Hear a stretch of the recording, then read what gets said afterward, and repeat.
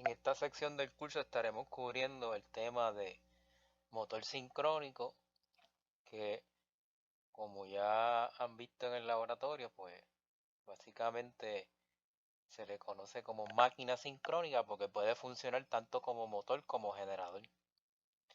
Como el nombre dice, pues el motor sincrónico es el cual gira o rota a velocidad sincrónica, que es la velocidad del campo magnético rotativo, ¿verdad? En el estator.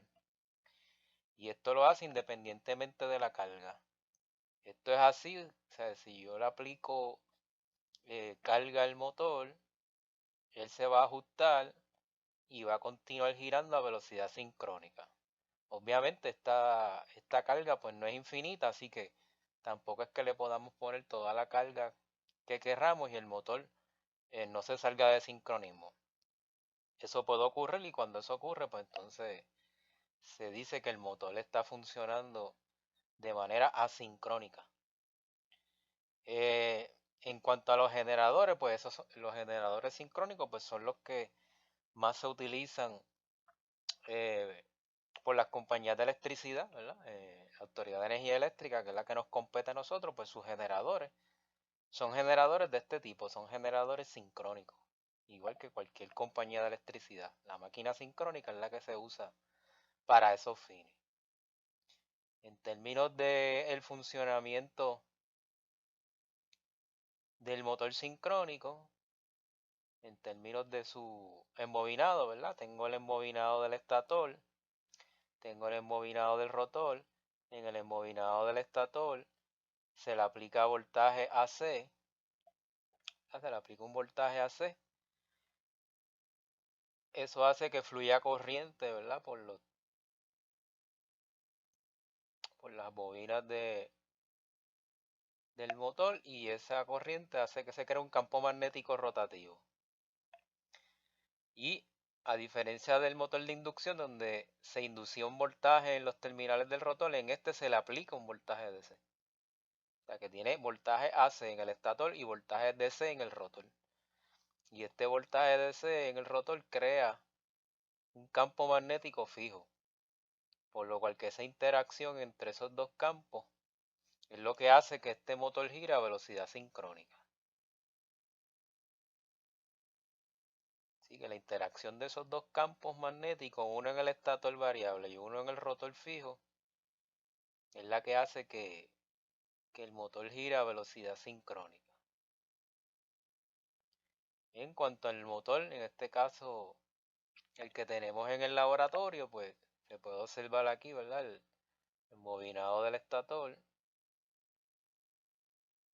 donde le aplicamos voltaje AC a sus terminales. Y este sería el embobinado del rotor, donde le aplicamos voltaje DC. Y una de las aplicaciones que vemos en ese laboratorio es ver cómo este motor es capaz de comportarse para efectos de la compañía de electricidad, que en el caso de nosotros es la autoridad, ¿verdad? Puede verse para las líneas de la autoridad como una carga resistiva o una carga inductiva o una carga capacitiva.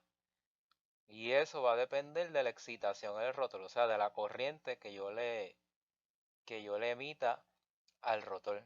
Que en el caso del laboratorio es controlable porque tengo aquí un reóstato que me permite controlar la resistencia al rotor del motor sincrónico y por lo tanto, por ley de Ohm, pues controlo la corriente DC.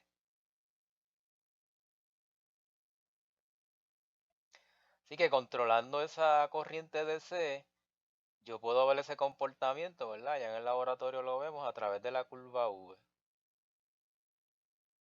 Curva V porque asemeja a una V donde aquí cuando yo grafico corriente AC versus corriente DC, cuando empiezo en cero estoy ya en la región inductiva y lo sé porque el Q es positivo, porque en esta área el motor consume Q. A medida que voy aumentando esa corriente DC, voy a llegar a un punto donde el Q es cero y esa es la región puramente resistiva.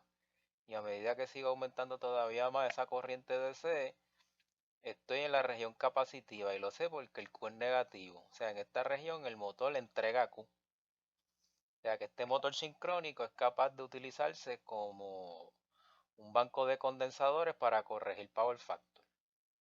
Así que tiene ese uso si se trabaja en la región de sobreexcitado, ¿verdad? Que es la región esa donde se comporta como una carga capacitiva.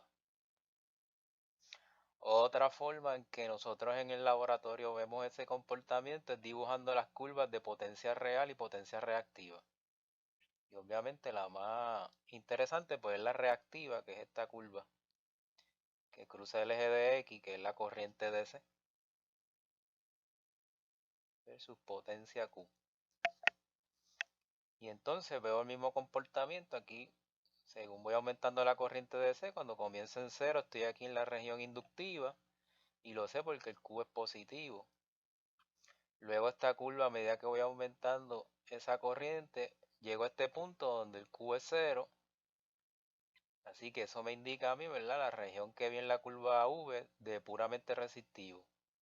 Y a medida que voy aumentando todavía más, entro aquí en la región capacitiva porque el Q es negativo, ¿verdad? Así que aquí estoy en la región capacitiva. Así que ese comportamiento del motor también lo puedo observar a través de estas curvas de potencia versus corriente. Y otra forma de verlo y observarlo es el comportamiento de los fasores. Cuando yo grafico aquí el voltaje versus la corriente, en esta gráfica pues veo que está atrasada, ¿verdad? Porque el ángulo está en el cuarto cuadrante. Y si está atrasado, eso representa un comportamiento inductivo. En esta de la derecha, veo que el fasor de corriente versus voltaje está adelantado, que el ángulo es positivo, está en el primer cuadrante. Eso corresponde a un comportamiento capacitivo, ¿verdad? Leading. En el de la izquierda es lagging. Y también puedo observar el comportamiento resistivo cuando esos dos fasores, tanto voltaje como corriente, están uno encima del otro, ¿verdad? Como se ve aquí. Esto significa que está en fase y que el Q es 0. Así que aquí el comportamiento sería puramente resistivo.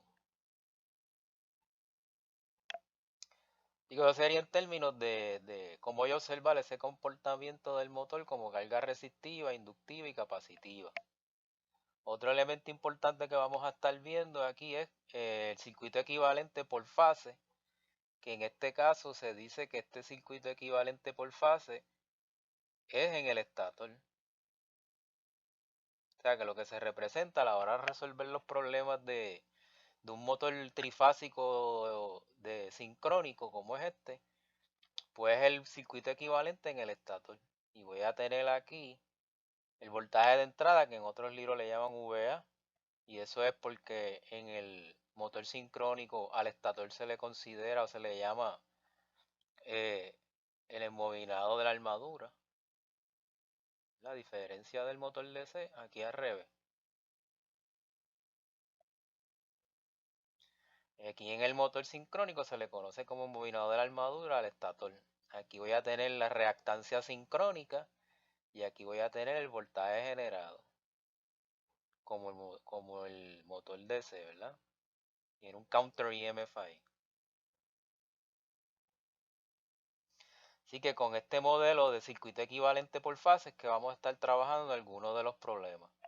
Los otros problemas pues los vamos a estar trabajando en términos de cómo se utiliza ese motor para corrección de power factor. Así que con esto terminamos esta introducción a motor sincrónico.